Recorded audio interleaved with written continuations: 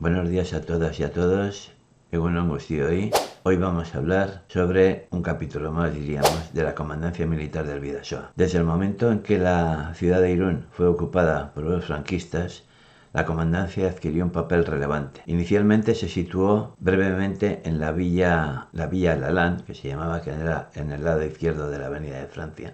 Entonces se llamaba así. Y posteriormente se pasó al lado derecho lo que hoy es la Erinchiqui, una villa que estaba al borde de un parque, que luego se llamaba el Parque Mola y todo eso, que estaba en la avenida de Francia, como digo, eran unos 200 metros de distancia solo, que hoy día se llama Avenida Iparralde. La actividad militar de la zona era considerable, evidentemente, no solo debido a la proximidad del frente, sino también a la presencia de oficialidad alemana e italiana, así como la existencia de un punto de reclutamiento para ciudadanos franceses dispuestos a combatir a favor de los franquistas. La frontera siempre fue un núcleo estratégico en Irún, como señala la prensa de la época, y la visibilidad de estas tropas y su influencia en la ciudad fue notable. Otro aspecto digno de mención fue la oposición del carlismo al organigrama establecido por los militares, quienes otorgaron su apoyo a Falange, marginando así la participación de los carlistas en la comandancia. El organigrama o la estructura de dicha comandancia pues tenía varias secciones,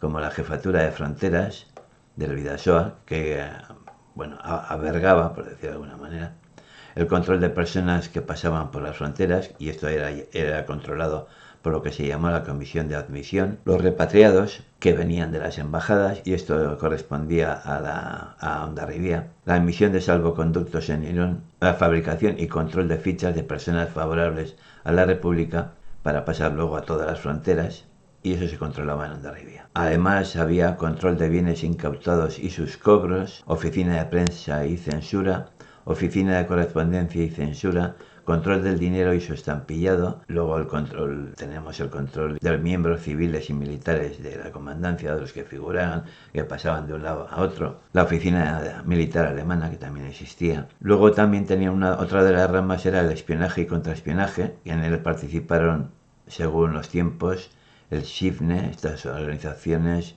el SHIMP, y luego estaba el gabinete de criptoanálisis, que había 2 criptoanalistas, emisoras de radio, estaciones de espionaje y la Legión Negra, y la sección de cartografía, sabotajes y transporte. La actividad militar destacó por encima de todo en la ciudad. Anteriormente emitimos un vídeo acerca de la Legión Negra como organización de sabotaje y de espionaje. No obstante, existían otros tipos de actividades, como hemos mencionado antes, relevantes como el funcionamiento de 2 emisoras de radio y una sección de criptoanálisis, que como he dicho había 2 personas que se encargaban de ello y tuvieron un papel muy relevante. En septiembre del 36, alrededor de 2.600 iruneses y vecinos del Bidasoa lograron reintegrarse a sus hogares. Este retorno masivo evidenciaba que, independientemente de las posturas que adoptaran frente al nuevo régimen, las razones de su vida estuvieron mayormente motivadas por el temor a la guerra. Era lo normal. En cualquier caso, quienes regresaban lo hacían porque podían, es decir, porque no se habían destacado políticamente a favor de la República. Este alineamiento político previo fue uno de los factores determinantes para las decisiones que se tomarían en el futuro y la suerte que les aguardaba. Evidentemente, hubo personas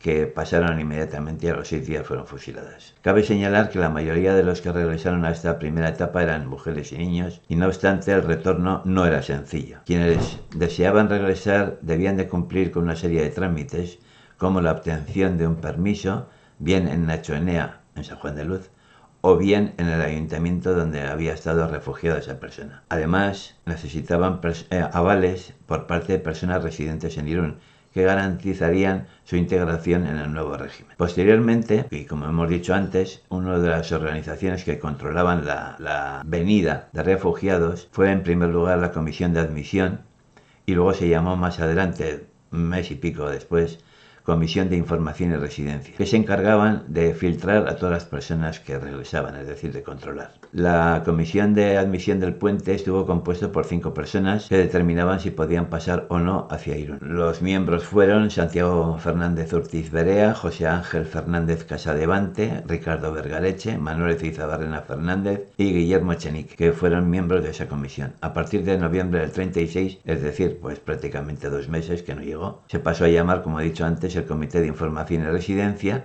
que duró hasta enero del 37. Sus miembros fueron Julián Troncoso, que ya era en aquel entonces el comandante de la comandancia, valga la redundancia. Luego estaba Ramón Larrañaga, vicepresidente, Valentín Estomba, Ricardo Vergaleche, Guillermo Vergaleche, Esteban Iriarte, Santiago Gamarra, Tomás Muñoz, Rosario Tellechea, Ramón Azurmendi y el secretario Víctor Narvarte. Desde marzo hasta agosto del 37, el único ente responsable de las autorizaciones de paso de la frontera fue la Comandancia Militar del Bidasoa, cuya jefatura, como he dicho antes, estaba ostentada por el comandante Troncoso, quien solamente informaba al gobierno militar de Guipúzcoa sobre el personal evadido de zona roja, que estaban en el depósito de Hondarribía, a la espera de la documentación policial. Los primeros jefes del servicio de fronteras en Guipúzcoa y Navarra fueron Rafael Olazábal, que desde septiembre prácticamente hasta noviembre duró en ese puesto. El 23 de noviembre fue nombrado Santiago Fernández Urtiz Berea, pero duró poco, prácticamente no, duró un mes, y en ese mes